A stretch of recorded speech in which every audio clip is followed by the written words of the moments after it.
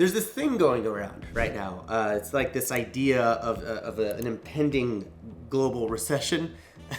I don't mean to laugh. It's a very serious thing. But I wanted to talk about how I'm shifting my strategy, my business strategy in Airbnb. There are gonna be 5 business models / strategies that I'm gonna be investing in very heavily in the next year or so. And I wanted to share it with you because I just think with everything going on, I think it's fair to step back and look at what's working, what's really working, what's not working, and then basically re-strategize. And hopefully this helps you in your Airbnb journey if you choose to get into Airbnb. And also I'm gonna get into some pretty harsh and tough love at the very end of this video about investing in Airbnbs in this economy, and you should probably hear it out, rewind and watch it again because it's important, and I want you to understand the harsh reality that I'm gonna be spitting out your way. So let's get into the 5 business models that I'm gonna be investing in the next 12 to 18 months. And I'm just gonna put it out there. Number 5, gonna knock you off your rocker, but you're gonna be like, what? You, Rob? You're gonna be doing this? Yes, I am, all right? But there's a reason for it, so stick with me until the end, okay? So with that, let's get into number 1. Glamping. My tiny house village in Tennessee is back on, baby. You know, people keep asking me about my tiny house village that I've talked about for like literally a year. And the fact of the matter is this: when I left Tennessee about a year ago, I actually had my permits for that tiny house village, but a lot of other projects came into fruition because of me talking about the tiny house village. And so weirdly enough, I pushed pause on the thing that I set out to do because the thing that I set out to do led out to way cooler developments. For example, I'm currently working on permitting a 60-unit glam site in Arizona. It's gonna be a multi-million-dollar development, and basically the super legitimate permitted version of my prototypes that I started many years ago. You probably remember my tents, my Airstreams and everything like that. They made really good money. We really were scrappy with how we put them together, and they served their purpose and what I was trying to do, which was cash flow and make money. The only way to go legit and scale up is to spend a lot more money on civil engineers and permitting and all that kind of stuff. So from now until the end of 2022, I'm gonna be focusing on building my dome treehouse village in Tennessee, and then in 2023, hopefully we can start kicking off the groundbreaking of my 60-unit development, name to be determined. But I believe that the #1 asset class within Airbnb that's gonna make the most money are unique stays and glam sites. I've got a lot of students doing it right now. My tiny house still does relatively well. I know a lot of people that are making a lot of money in glamping, and I'm just so frustrated that I can't jump in sooner because I'm going by the book and I'm going through the excruciating red tape to make it happen, and I wanna teach you how to do it. So with that said, glamping is gonna be my #1 focus. And with that said, I'm excited to say this. I am launching a special Black Friday promotion that bundles both my Glam Camp program and my Host Camp program together. You guys have asked me about Glam Camp repeatedly for like a year and a half, and it's back. It's back, baby! So Glam Camp, for those of you that don't know, is the predecessor to Host Camp, and it teaches you everything you need to know about starting a glamping business. And as I just talked about, I'm gonna be really scaling up the glamping business, and that is going into the Glam Camp program. So if you've been waiting for Glam Camp, or you couldn't decide between that or Host Camp, and you want to do both, then I'll leave a link in the description down below for you. All right, second business model strategy that I'm going to be leaning into are more medium-term rentals. I've done a couple videos on this that really talk about that business model, but medium-term rentals are effectively month-to-month stays, 30-day stays or more. I have a really successful medium-term rental in LA right now, and honestly, I was doing a video series on medium-term rentals, and my medium-term rental had like a 3-week break in it, like a 3-week gap where it hadn't booked out, and I was like, holy crap, like I'm talking about how much I love medium-term rentals and I'm not even booked. And then I was like, oh my gosh, do I suck? Do I suck at this? And then, like, you know, Airbnb always has a magical way of pulling through for me, but basically right before I launched those videos, I got the biggest reservation I've ever gotten to date. I'll put it right here, and it was for like $33,000, $34,000, and that was just absolutely bonkers. That specific reservation comes out to about $5,650 per month. My mortgage on that property is like $4,200 bucks, but here's the cool thing. I also have my tiny house in the backyard that I also rent as a medium-term rental, and I locked that one in at $2,500 bucks. So total that property grosses $8,000 on what's about $4,800 of expenses. So yeah, it's a little bit more of a set it and forget it strategy. Not really, you still have to like be a host and everything like that, but medium-term rentals are just way more chill than a short-term rental. You host a lot less people, you still cash flow, you still make more than you would with a long-term rental, and if you're like me, you can actually use the property for yourself. Like I've stayed at my own medium-term rental for like, I think 4 to 6 weeks over the course of the last year. So it's been great. So it's a really great lower management aspect of short-term rentals. So I'm actually looking to pick up one in LA. I'd like to snag a few here in Houston. And I know this is crazy, but I actually want to get a relatively nice medium-term rental in New York. I'm just trying to comp it out a little bit more in New York. It's a little bit tough, but hey, actually, if you have a medium-term rental in New York, send me a message on Instagram and tell me all about it, okay? Anyways, medium-term rentals, great cash flow, low stress, really great entry point for newbies, really great strategy for people that are really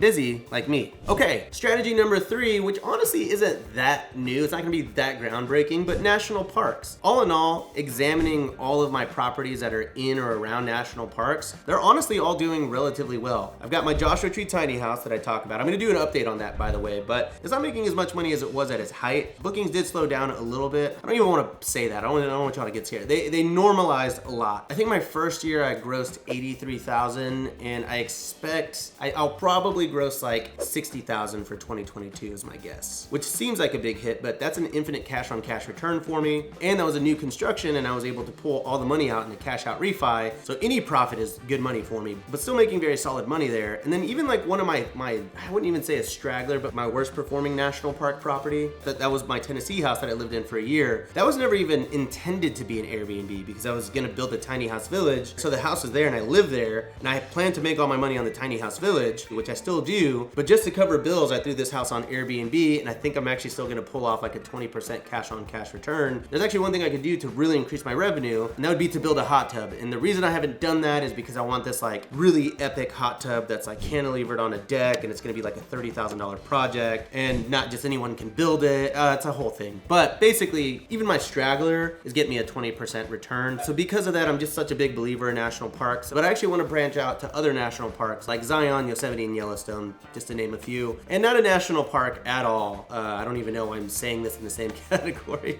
I actually want to buy a beach house in like Galveston or Crystal Beach too. And that is more of a, hey, if I can cover my bills and have a beach house and like actually be able to have my dream, which is to have jet skis. I've always wanted jet skis. That'd be totally fine. But I actually have talked to a few people that are doing well down there. So maybe even diving into some of those vacation destinations that I say to lean into as well. All right, the fourth strategy, business model that I'm gonna be investing in 2022, 2023 is luxury. But hear me out. Right now, I'm looking to get into the Florida luxury market. However, with that said, me getting into luxury, I will not be getting into luxury at market rates. I am gonna be lowballing the crap out of luxury sellers right now because I just think that that's where the best deals are gonna be this year. Interest rates are gonna be high. Not as many people are gonna be able to afford a $1.5 million to $2.5 million house. And thus sellers who are serious about offloading that asset because they need to move or because they wanna buy a different house will have to accept lower offers. That's just a fact. So yes, I wanna get into luxury, but I suspect I'll be making 12 to 20 offers for every one that I get accepted. And there's a couple reasons that I wanna focus on luxury specifically. A, I think I'm gonna get a big discount, but B, I'm doing it for the cost segregation aspect and the tax benefits of being able to bonus depreciate that asset, basically slice and dice my tax bill. So I wanna get into more high dollar properties. I bought one in Scottsdale last year. That one is a good example of what I'm talking about. It was listed at like 3.4 or 3.5, can't remember, and I think we offered like 3 million. Then they accepted 3.25 million, but they gave us $75,000 in seller credits. So that felt like a pretty good deal at the time. That one we bought right at the beginning of the slow season, and we've been really riding out the slow season. So I'm excited for January to come around, but from January to May,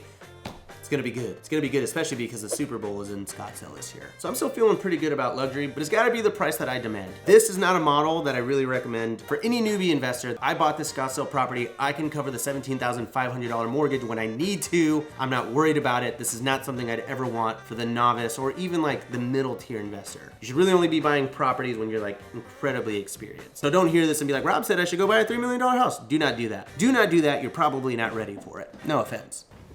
Son of a bitch. Wow. Okay. Okay. All right. Last one, number 5. All right. Just hear me out. The business strategy number 5 that I'm going to be getting into in the recession in the next year, 12 to 18 months, is rental arbitrage. Now, I know I said I would never do it. I made a whole video about why you should never do rental arbitrage, and I've had some time to reflect. And so basically, here was my argument. Rental arbitrage is all about cash flow, but there's no appreciation. It's a temporary business. When you're lease is over, your business is over. And then you're stuck with all this furniture that you have to sell or give away at a loss. Whereas when you buy property, you actually own that property, you build equity and you build wealth that way. That is my genuine point of view there. However, a lot of you wrote in the comments like, hey Rob, I understand what you were saying about owning property, but I don't have money to own property and I really want to do this, and I love your channel and I love learning from you, but I can't actually apply what I've learned from you to my own situation. And then some people were like, oh, it's easy for you to say you have money, you can buy houses. And then the nail on the coffin was when some of my host camp students actually commented on the video and they were like, hey Rob, I'm a student of yours and I need more money. I want to make more money, and I would really appreciate if you could give some thought to teaching this, because I think it would really help me. So while I don't necessarily condone going all in on the rental arbitrage strategy, I do want to try it and I want to master it and I want to learn it and I want to teach it to y'all the Rob Built way. There's a lot of other channels of people that are way more experienced about it. Go watch Airbnb Automated, I guess. It's like, he knows what he's doing. He's done it at scale. It's not my wheelhouse, but I do want to teach people how to get started in real estate with no money. I got a lot of content coming down the pipeline that will also teach you how to do that, but I recognize that rental arbitrage is a stepping stone for a lot of you. So what I'm going to try to do is basically take you through the journey of starting a rental arbitrage business and then basically scaling that into owning your first property. And I think if everyone at home and then my students can commit to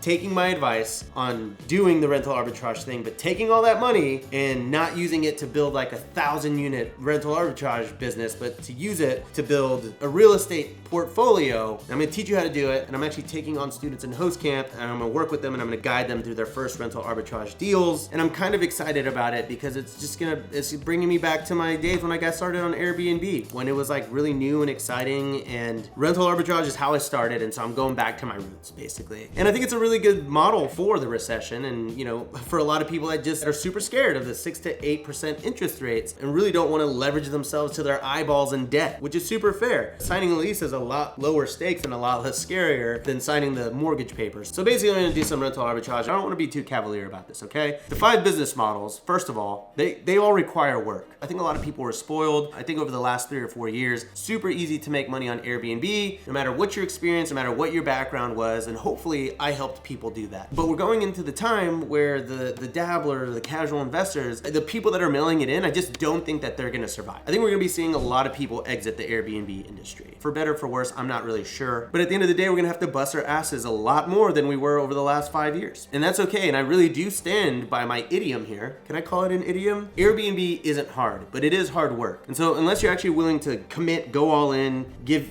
like passion to this, like give your time and effort, lose sleep over it, and really just be on your phone and be ready to answer guests and be ready to provide them good experiences and bend over backwards. Unless you're willing to do that for the next 12 to 18 months, then simply speaking, this is not the business for you. All right, so I'm going to be hammering you on this moving forward, because as much as I strive to make Airbnb and real estate approachable to the everyday investor, I'll always stand by that. I really want anyone who actually watches this channel and takes action and starts an Airbnb business to be successful. And so that just means that I have to talk to a much smaller group of people, the people that are serious about this, because times are getting serious. All right, so I don't know if I doubt that's motivational, but hopefully it's a little bit of tough love, and we can use a little bit of that every so often. But for that small group of you that are like for real serious about it and you are all in, that's really what Glam Camp and Host Camp is all about. I'm not really selling a course here, which I know is weird to say because they're courses, but like genuinely, I put out a lot of free content on YouTube. All right, you can watch my channel and you can learn how to start an Airbnb business or a glamping business or whatever. And I do that for a reason. I want the information to be accessible to you for free. And I think a lot of you would agree that it's pretty quality content.